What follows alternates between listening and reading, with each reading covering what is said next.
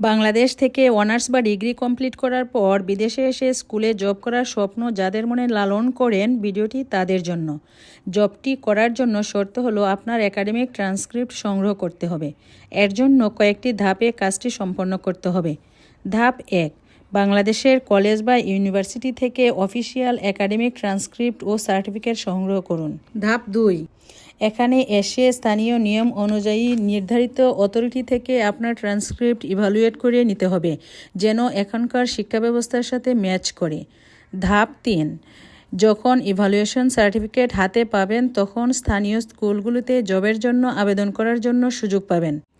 একটা ছোট্ট পরামর্শ হলো, শুরুতে কিছুটা চ্যালেঞ্জিং মনে হলেও সঠিক গাইডলাইন মেনে এগুলে এই পেশায় দিন দিন ভালো করা সম্ভব।